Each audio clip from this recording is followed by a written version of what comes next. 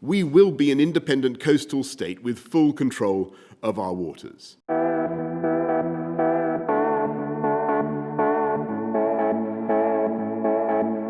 Boris Johnson has the opportunity to reset Britain's global role now that a post-Brexit deal has been reached with the EU.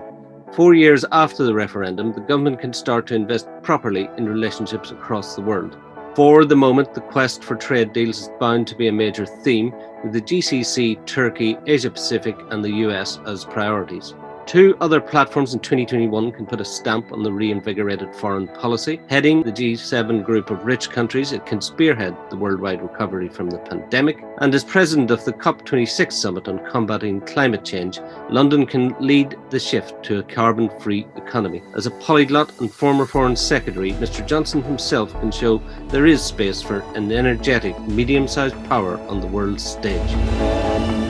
After an extremely challenging 2020, Britain's economy has a lot of ground to make up if it wants to achieve its post-Brexit aims. The UK economy is expected to contract by about 10% this year, battered by the effects of the COVID-19 pandemic.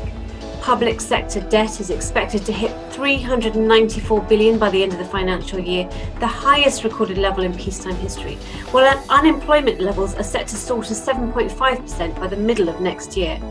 While the country's furlough scheme has been extended until the end of April, the move highlights it will be many months before the economy can manage without government support. The vaccine is offering hope, but a lot more debt will be accrued before the pandemic is over, which starts Boris Johnson's new economic era off on very shaky ground.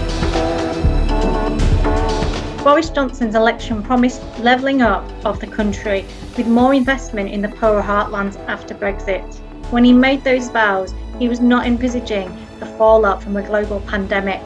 He faces a challenging task to live up to them and regain the trust of voters. He promised to close the poverty gap between the North, which is 60% of the country's poorest areas, and the South, but his COVID response has instead widened it. He promised better road and rail infrastructure and more jobs in the North. His vow to listen to all the people has fallen on deaf ears, with many feeling betrayed that localised lockdown decisions were made in London. Businesses there enjoyed months of trading, whilst those in the North forced to close, battering their economies. A year ago, the Prime Minister vowed to repay the Northern voters' trust in him, but those who lent him their support may not do so again.